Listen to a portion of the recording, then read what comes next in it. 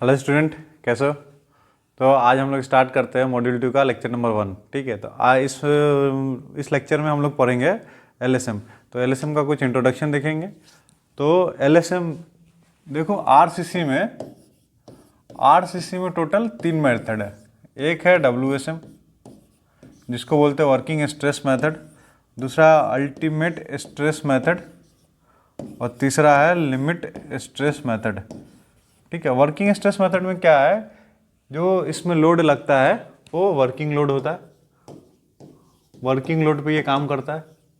ठीक है, यूएसएम मतलब अल्टीमेट स्ट्रेस मेथड में क्या होता है, या अल्टीमेट लोड मेथड में क्या होता है, ये अल्टीमेट लोड पे वर्क करता है ये। और ये क्या होता है, ये दोनों का कॉम्बिनेशन होता है, ये डब्ल्यूएसएम प्लस अल्टीमेट स्ट्रेस मेथड, इन दोनों के कॉम्बिनेशन को एलएसएम में क्या होता है। एलएसएम में क्या, डब्ल्यूएसएम में क्या था, कुछ इसमें डिसएडवांटेज थे और इसमें भी कुछ डिसएडवांटेज थे। और जो भी एडवांटेज थे, इन दोनों का एडवांटेज लेकर के हम लोगों ने एक नया मेथड बनाया जिसका नाम हुआ लिमिट स्ट्रेस मेथड। ठीक है, तो इसमें डिसएडवांटेज क्या था कि ये और सिर्फ वर्किंग लोड पे कैलकुलेट करते थे। जो भी मटेरियल है, मटेरियल में तो हम लोग फैक्टर ऑफ सेफ्टी का यूज़ किया। जैसे डिज़ाइन स्ट्रेस कैसे निकालते थे, वो characteristic stress divided by factor of safety. तो characteristic strength divided by factor of safety करते तो क्या होता था, डिज़ाइन स्ट्रेस होता था। तो उसमें फैक्टर ऑफ सेफ्टी का यूज़ किया था। लेकिन जो लोड हम लोग यूज़ करते थे उसमें क्या होता था, लोड फैक्टर लोड का मल्टीप्लाई नहीं होता था। जो लोड लग रहा है उतने लोड के लिए हम लोग डिज़ाइन कर देते थे। तो ये तो वर्किंग स्ट्रेस मेथड में था। अब एक होता है अल्टीमेट स्ट्रेस मेथड। ठीक है, अब इसमें क्या होता है, या अल्टीमेट लोड मेथड। इस कंडीशन में क्या हुआ था कि जो लोड था, लोड के साथ हमने कुछ फैक्टर का मल्टीप्लाई किया तो उससे लोड को तो इंक्रीज कर दिया।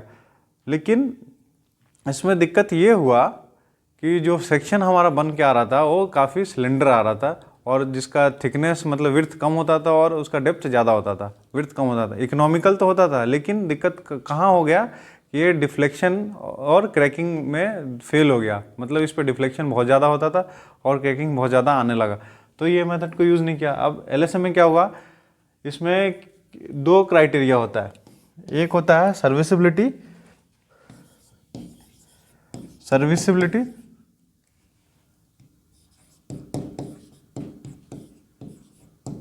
पहला सर्विसिबिलिटी क्राइटेरिया होता है और दूसरा है स्ट्रेंथ क्राइटेरिया।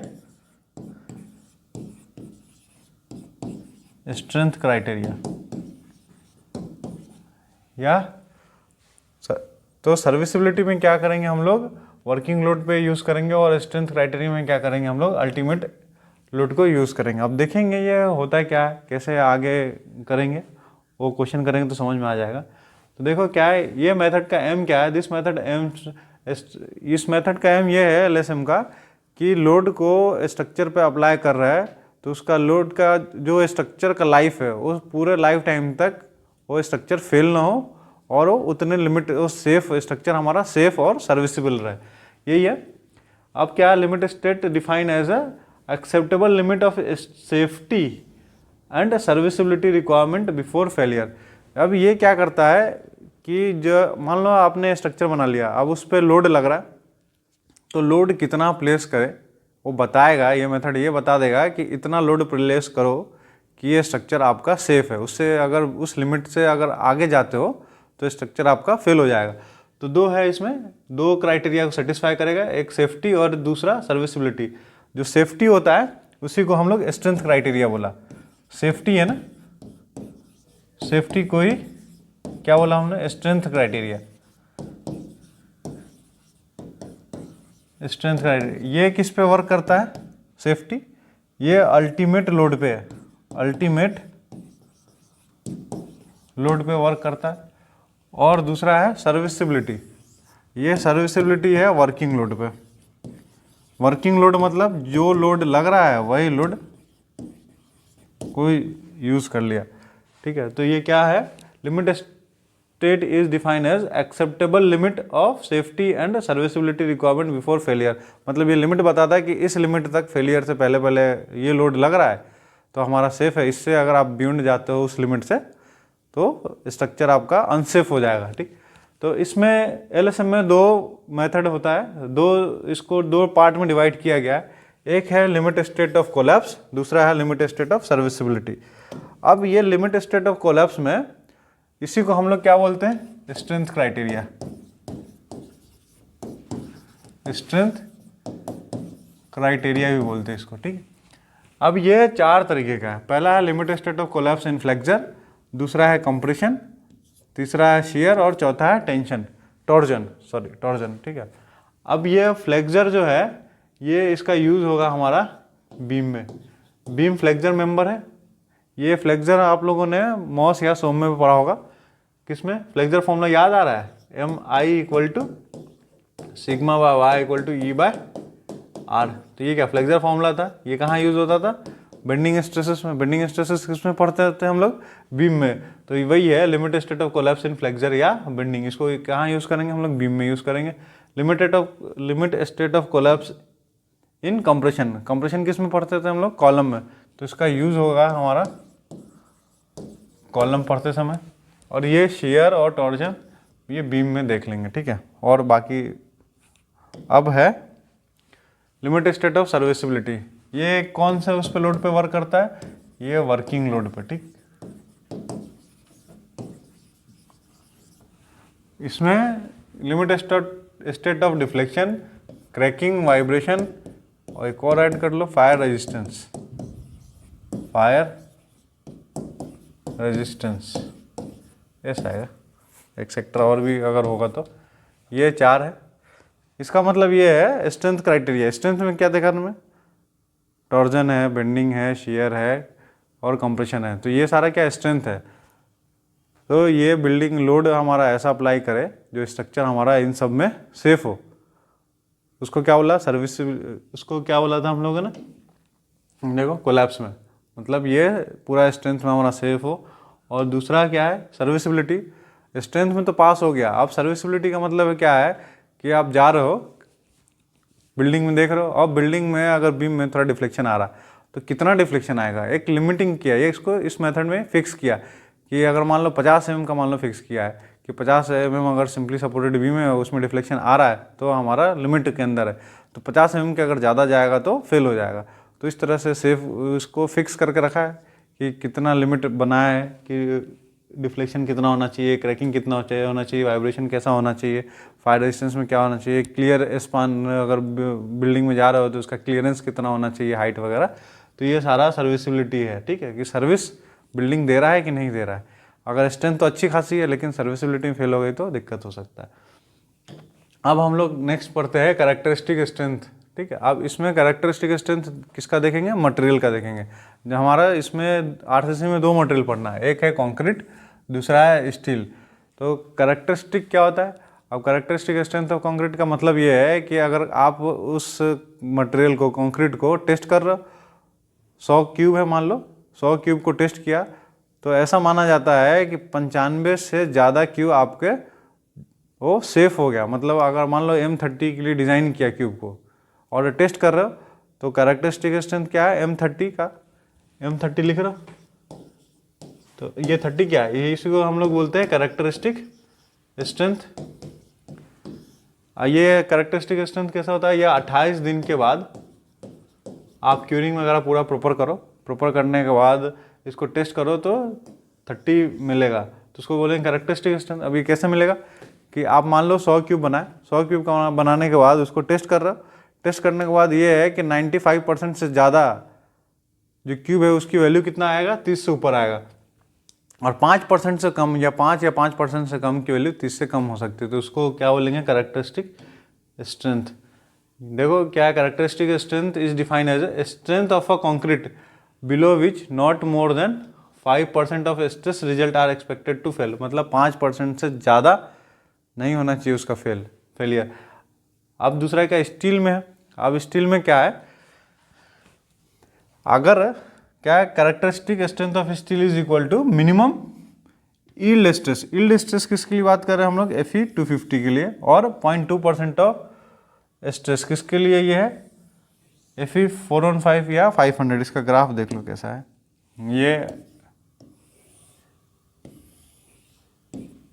ये इधर स्ट्रेन रहता है, इधर स्ट्रेस रहता है।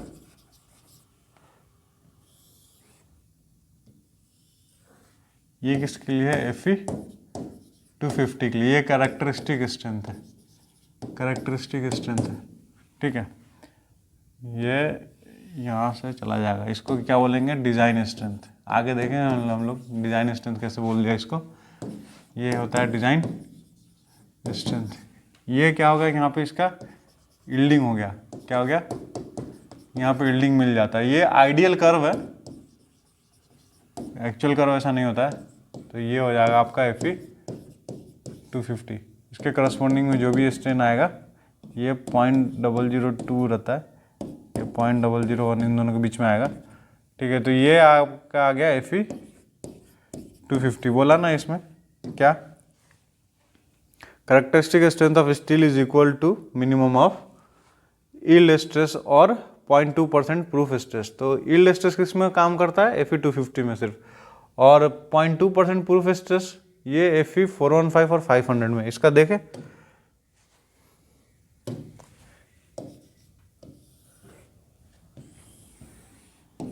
इसका ये यहाँ से स्ट्रेट जाता है, यहाँ से कर्व हो जाता है, ठीक है। तो इसी के पैरेलल लाइन में ये है ना, ये लीनियर है।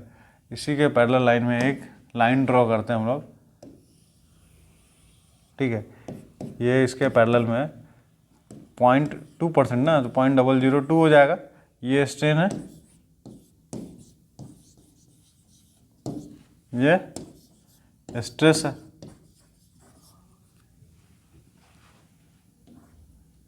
ये Fe मान लो 500 है, तो इसके करस्पॉन्डिंग में जो भी आएगा उसको हम लोग बोल लेंगे कैरेक्टरिस्टिक स्ट्रेंथ, ठीक। अब इसको ड्रॉ करो, तो ये जो आएगा यहाँ से यहाँ तक, ये आपका स्ट्रेन आ गया, ठीक है। ये 0.002, यहाँ से यहाँ तक 0.002 है। इसको लिखते हैं 0.87 Fy/Es, ये वाला वैल्यू है, ठीक। तो कैरेक्टरिस्टिक स्ट्रेंथ देख लिया हम लोगों ने, ये सब आप लोगों के सिलेबस में है। अब है कैरेक्टरिस्टिक लोड। कैरेक्टरिस्टिक लोड क्या है? देखो, characteristic load is that value load which has 95%, क्या है? 95% probability of that being exceed during the life time of a structure, not exceed during the life time of a structure. इसका मतलब ये है कि कोई ये स्ट्रक्चर है, उस पर मान लो 50 किलो न्यूटन का लोड लग रहा है। अब वो 50 किलो न्यूटन का लोड लग रहा है, तो 95% चांस ऐसा है कि लोड अपने पूरे लाइफ तक, उस स्ट्रक्चर के पूरे लाइफ तक 95% तक चांस ये है कि 50 किलो न्यूटन पर मीटर जो भी लोड लग रहा है, मान लो ये है, ये स्ट्रक्चर, इस पर लोड लग रहा है कितना? 50 किलो न्यूटन का। ये पूरे अपना लाइफ स्पान में, इस स्ट्रक्चर के लाइफ स्पान में 95% ये प्रोबेबिलिटी है कि 50 किलो न्यूटन से ये लोड एक्सीड नहीं किया। तो उसको हम लोग क्या बोलेंगे? Characteristic load. अगर अब इसको डिज़ाइन में हमें यूज़ करना है और कैरेक्टरिस्टिक लोड हमें नहीं पता है, तो ये सारे कोड से ये यूज़ कर सकते हैं हम लोग। ये कोड बहुत ज़्यादा इंपॉर्टेंट है, ये आप लोगों के एग्ज़ाम के ऑब्जेक्टिव में पूछा जा सकता है। 875 पार्ट 1 किसके लिए है? डेड लोड के लिए। पार्ट 2 किसके लिए? इम्पोज लोड के लिए। 875 पार्ट 3 विंड लोड के लिए है। पार्ट 4 स्नो लोड के लिए। और ये बहुत ज़्यादा इंपॉर्टेंट है। 1893 पार्ट 1 अर्थ क्विक लोड, EQ मतलब अर्थ क्विक लोड के लिए, ठीक। अब नेक्स्ट है डिज़ाइन वैल्यू। अब डिज़ाइन स्ट्रेंथ ऑफ मटेरियल और डिज़ाइन लोड, ये दो निकालना हमें। अब डिज़ाइन स्ट्रेंथ ऑफ मटेरियल में क्या हो जाएगा? एक कंक्रीट हो जाएगा और दूसरा हो जाएगा स्टील। अब डिज़ाइन स्ट्रेंथ क्या होता है? डिज़ाइन स्ट्रेंथ मतलब ये है कि जो भी कैरेक्टरिस्टिक स्ट्रेंथ है उसको रिड्यूस कर जो फाइनल स्ट्रेंथ आएगी उसको क्या बोला, डिज़ाइन स्ट्रेंथ बोला। तो कैरेक्टरिस्टिक स्ट्रेंथ के अंदर में फैक्टर ऑफ सेफ्टी का यूज़ किया। यूज़ करने से क्या होगा, मतलब उसका यूज़ करने के बाद उस स्ट्रेंथ को रिड्यूस किया, तो उसको हम लोग ने बोला डिज़ाइन स्ट्रेंथ। ये हो जाएगा characteristic strength, characteristic strength divided by factor of safety. ठीक है, इसको हम लोगों ने बोला डिजाइन स्ट्रेंथ। तो कैरेक्टरिस्टिक का यूज़ कहाँ पे आता है, कंक्रीट में आता है। स्टील के केस में क्या होगा, यील्ड स्ट्रेस आएगा या कैरेक्टरिस्टिक स्ट्रेस आएगा। ठीक है, तो देखो यहाँ लिखा है strength and any material obtain in structure is always less than characteristic strength. जो डिजाइन स्ट्रेंथ रहेगा हमारा वो कैरेक्टरिस्टिक स्ट्रेंथ से हमेशा कम होगा। ठीक, of a material. The reduced value of a strength which is obtained by applying a partially factor safety factor। कौन सा है, पार्शियल सेफ्टी फैक्टर। इस मेथड में हम लोग पार्शियल सेफ्टी फैक्टर का यूज करते हैं। To the characteristic strength is called design strength. अब partial safety factor for material gamma मान लो, partial safety factor for steel के लिए कितना होता है, 1.15 होता है। ठीक है, गामा कंक्रीट के लिए पार्शियल सेफ्टी फैक्टर होता है 1.5। ये इंपॉर्टेंट है। अब होता है डिज़ाइन लोड। अब डिज़ाइन लोड कैसे होगा, कैरेक्टरिस्टिक लोड है उसके अंदर में पार्शियल सेफ्टी फैक्टर या लोड फैक्टर का मल्टीप्लाई करेंगे तो क्या आ जाएगा, डिज़ाइन लोड आ जाएगा। डिज़ाइन लोड कैसे, मतलब कैरेक्टरिस्टिक लोड। कैरेक्टरिस्टिक लोड कहाँ से मिलेगा हमें, वो टेबल बताया था ना, ये बहुत जल्दी भागता है। द फॉलोइंग स्टैंडर्ड में भी यूज फॉर दिस पर्पस। ये था ना, स्टैंडर्ड शैल बी अज्यूम। अगर नहीं दिया है तो कैरेक्टरिस्टिक लोड इससे ले लेंगे। इसके अंदर में पार्शियल लोड फैक्टर का मल्टीप्लाई करेंगे तो क्या आ जाएगा, डिज़ाइन लोड आ जाएगा। ठीक है, डिज़ाइन लोड। अब ये डिज़ाइन लोड आपको उसमें दिया हुआ IS 456 में, ये वहीं का मैं उठाया हूँ, clause number 18.2.3.1 B4 table number 18 पे दिया है। अब ये कॉम्बिनेशन है, ये क्या है, लिमिट स्टेट ऑफ कोलैप्स है, ये क्या है, लिमिट स्टेट ऑफ सर्विसिबिलिटी। तो दोनों के लिए अलग अलग है, लिमिट स्टेट ऑफ कोलैप्स में अलग होगा, लिमिट स्टेट ऑफ सर्विसिबिलिटी में अलग होगा। ये पहला कंडीशन ये है, dead load plus impose load. मतलब इम्पोज लोड या लाइव लोड एक ही बात है। Dead load plus impose load, इस कंडीशन के लिए क्या होता है, लिमिटेड स्टेट ऑफ कोलैप्स में 1.5 का मल्टीप्लाई होता है। ठीक है, मतलब कैसे लिखोगे इसमें, लिमिटेड स्टेट ऑफ कोलैप्स अगर मैं लिख रहा हूँ, लिमिटेड स्टेट ऑफ कोलैप्स अगर लिख रहा हूँ तो ये 1.5 multiply by dead load plus live load. ठीक है, अब क्या है, dead load plus wind load. अगर डेड लोड और विंड लोड कर रहे हो तो ये दो है, 1.5 और 0.9 किसके, डेड लोड के साथ, और विंड लोड के साथ 1.5। मतलब कैसे लिखोगे इसको, 1.5 dead load plus wind load और 0.9 dead load plus 1.5 wind load. अब क्या है, डेड लोड दो वैल्यू है। अब कौन सी वैल्यू कब यूज़ करना है, जब तुम्हारा विंड लोड की वैल्यू बहुत ज़्यादा हो डेड लोड से तो 0.9 का यूज़ करना है। क्यों, जब डेड विंड लोड ज़्यादा हो गया, डेड लोड कम है, तो ये डेड है, मतलब ये रेस्ट कर रहा है, इसकी वैल्यू कम है डेड लोड की, विंड ब्लो हो रही है, इसकी वैल्यू ज़्यादा है, तो क्या होगा, ये ओवरटर्न हो जाएगा, इसकी वैल्यू कम है, ये वैल्यू ज़्यादा है, तो विंड जब ज़्यादा होगा तो स्ट्रक्चर ओवरटर्न हो जाएगा। तो जब ओवरटर्न होगा तो डेड लोड की वैल्यू कम हो जाएगी, तो 0.9, तो उस कंडीशन में 0.9 आ जाएगी। अब तीसरा है कि तीनों, तो जब तीनों हो तो क्या होगा, 1.2 times of dead load, live load, wind load. ये कम पता क्यों किया, क्योंकि ये बहुत कम चांसेस है कि तीनों लोड एक साथ एक्ट करे, कि डेड लोड, लाइव लोड और विंड लोड सारा एक साथ हो, विंड लोड या अर्थक्वेक लोड। ठीक है, तो ये सारा एक साथ हो, तो ये कम इसलिए किया। तो ये लिमिटेड स्टेट ऑफ कोलैप्स में देखा। अब वैसे ही सर्विसिबिलिटी में देखेंगे, तो सर्विसिबिलिटी में क्या है, डेड लोड का क्या है, 1 तो मल्टीप्लाई कर लो, dead load plus live load क्या है, पहला कंडीशन में क्या हो जाएगा, dead load plus live load. दूसरा क्या है, अगर आपका डेड लोड है और विंड लोड है, तो क्या हो जाएगा, तो dead load plus wind load हो जाएगा। तीसरा कंडीशन में अगर तीनों हैं तो ये हो जाएगा dead load plus 0.8 times of wind load plus impose load या लाइव लोड। ठीक है, तो ये बहुत ज़्यादा इंपॉर्टेंट है, इसको यूज़ करना। मैं बोला था ना अल्टीमेट लोड जो स्ट्रेंथ क्राइटेरिया है वो उसको किस पे वर्क करता है, अल्टीमेट लोड पे। तो ये जो आ रहा है निकल के इसी को अल्टीमेट लोड बोलते हैं। और जो सर्विसिबिलिटी क्राइटेरिया है वो किस पे, वर्किंग लोड पे। तो ये जो निकल के आ रहा है ये वर्किंग लोड पे आ रहा है। देख रहे हो, जितना डेड लोड लग रहा था और लाइव लोड लग रहा था उतना ही यूज़ करा। इसमें भी डेड लोड और विंड लोड जितना लग रहा था उतना ही यूज़ किया। अब इसमें क्या किया था हम लोगों ने, 1.5 का मल्टीप्लाई करा, मतलब लोड को 50% इंक्रीज कर दिया। तो ये स्ट्रेंथ क्राइटेरिया में हम लोग ये देखेंगे। स्ट्रेंथ क्राइटेरिया मतलब क्या, जिसमें शेयर, टॉर्जन, बेंडिंग, कंप्रेशन का जब यूज़ करेंगे तो ये यूज़ करेंगे। ठीक है, अगला है डिफरेंस पढ़ते हैं हम लोग। ये बहुत ज़्यादा इम्पोर्टेंट है, ये आएगा ही आएगा। ठीक, ये WSM का है, ये आपका LSM का है। इसमें क्या है, stress strain behaviour is linear. इसमें स्ट्रेस और स्ट्रेन का बिहेवियर लीनियर होता है, इसमें लीनियर नहीं होता है। कैसे होता है, जब आगे अजम्पशन पढ़ेंगे तो उसमें देख लेंगे।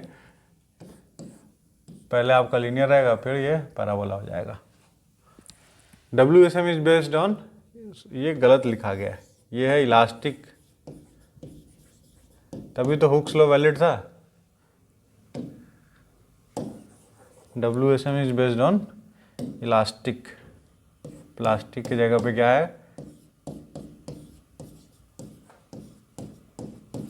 Elastic design. और LSM is also known as plastic design, क्योंकि ये इलास्टिक लिमिट से ऊपर जाकर के डिजाइन करता है। इसमें WSM is stress based method for RCC design. इसमें कौन सा स्ट्रेस बेस्ड है, इसमें ये कौन सा बेस्ड है, ये स्ट्रेन बेस्ड है। In WSM material follow Hooke's law as stress is not allowed to cross the yield point. तो ये हुक्स लॉ है, तो हुक्स लॉ वैलिड करता है इसमें, इस यील्ड पॉइंट से एक्सीड नहीं कर सकता। इसमें क्या है, यील्ड पॉइंट को एक्सीड कर सकता है।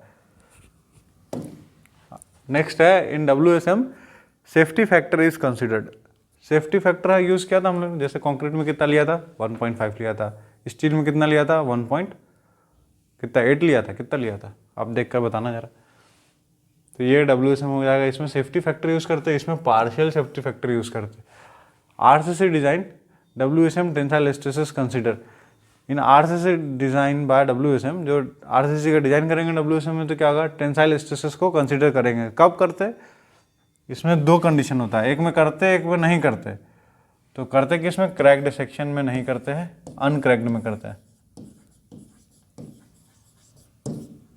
देखा था ना LSM में,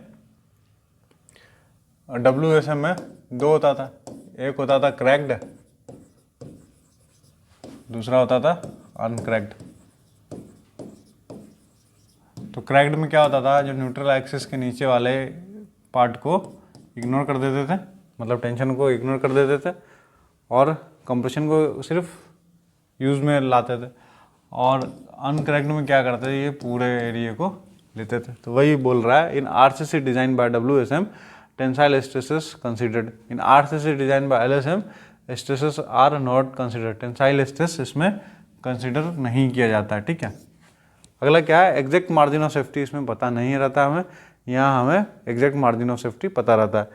अगला क्या है, this method give thicker section.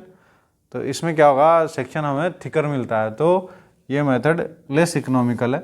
इस मेथड में क्या होता है, सेक्शन हमारा थिनर मिलता है इसके कंपैरिजन में, तो ये सेक्शन हमारा इकोनॉमिकल है। कैसे, जैसे एक क्वेश्चन हम कराएंगे उसको आप WSM से करना और LSM से करना। जब दोनों को कंपेयर करोगे तो WSM में जो सेक्शन आएगा वो उसका डेप्थ बहुत ज़्यादा आता है, इसमें डेप्थ कम आता है। एक और देख लो, ये जो है डिटर्मिनिस्टिक है और ये डिटर्मिनिस्टिक नहीं है। डिटर्मिनिस्टिक क्या है कि आप लोड की वैल्यू हमें इसमें पता रहता है, कितना लोड लग रहा है उतना ही लोड ले रहा है कितना, और ये नॉन डिटर्मिनिस्टिक है, तो ये एक ऐड करना चाहो तो कर सकते हो। अब है assumption, assumption in limit state of collapse. क्या है लिमिट स्टेट ऑफ कोलैप्स? इन किसमें? फ्लेक्सर में।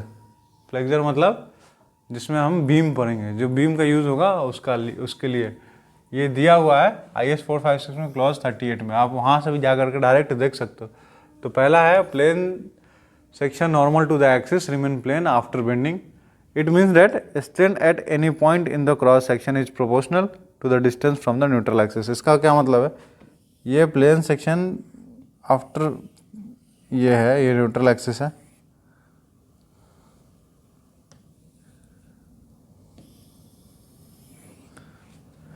ठीक है, ये आपका बीम है, ये एरिया ऑफ स्टील है, तो ये स्ट्रेन आएगा, यहाँ जाओगे यहाँ जाओगे यहाँ जाओगे, तो ये प्रोपोर्शनल लीनियर जा रहा है। इसका मतलब ये है कि ये प्लेन आफ्टर बेंडिंग है, रिमेन प्लेन आफ्टर बेंडिंग। अब क्या है? Maximum strain in the concrete at outermost compression fibre is 0.0035 in bending. देखो ये है पैराबोला,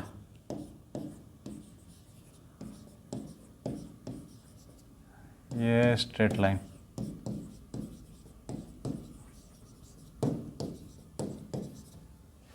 ठीक। तो 0.002 स्ट्रेन, ये क्या है? स्ट्रेन है, किसका है? कंक्रीट का है। ये क्या है? स्ट्रेस है।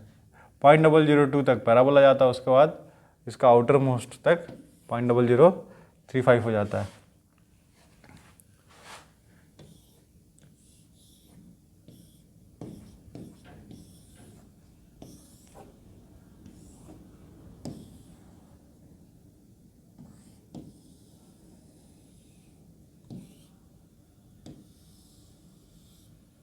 ये यहाँ कटेगा, ठीक है, थोड़ा दिक्कत हो रहा है। 0.0035 आउटर मोस्ट है, और ये यहाँ पे है, इसका स्ट्रेन कितना होगा? ये स्टील है, स्टील वाले पार्ट में होता है 0.002 प्लस 0.87 Fy/, ये बोला है कि इसका आउटर मोस्ट है कंक्रीट का, कंप्रेशन में स्ट्रेन की वैल्यू 0.0035 होती है, और टेंसाइल में जो स्टील है, स्टील का स्ट्रेन मैक्सिमम स्ट्रेन कितना होती है? 0.002 प्लस 0.87 Fy/Es। यही बोल रहा है maximum strain in concrete at outermost compression taken as 0.0035। ये बहुत इंपॉर्टेंट है, ऑब्जेक्टिव में आता है। Relationship between stress strain distribution concrete is assume to be parabola, जो हमने बताया कि ये पैराबोला है। अब ये क्या है? पहला है FCK है। FCK क्या बोले? Characteristic strength of concrete.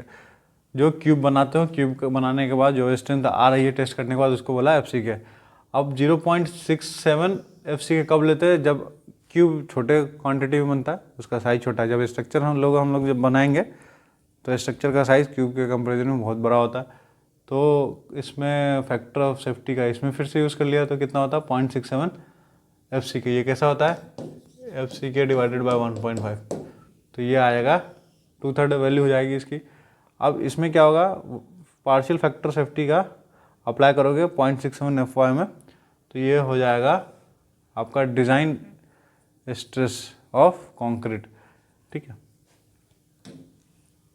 अगला है टेंसाइल स्ट्रेंथ ऑफ कंक्रीट। इसमें इग्नोर करते हैं, इसको यूज में नहीं रहता है। Maximum strength in the tension enforcement in the section at failure shall not be less than failure पे वो जो स्ट्रेंथ की वैल्यू है उससे कम नहीं होना चाहिए। किससे कम नहीं होना चाहिए? 0.002 प्लस 0.87 Fy/, ये इससे कम नहीं होना चाहिए, ठीक है। Thank you. तो नेक्स्ट वीडियो में हम लोग LSM इसका मॉड्यूल 2 चल रहा है, तो नेक्स्ट वीडियो में हम लोग इसका स्पेसिफिकेशन देखेंगे, ठीक है। तो ये नेक्स्ट वीडियो में आई थिंक ये ख़त्म हो जाएगा, फिर मॉड्यूल 3 स्टार्ट करेंगे। Thank you.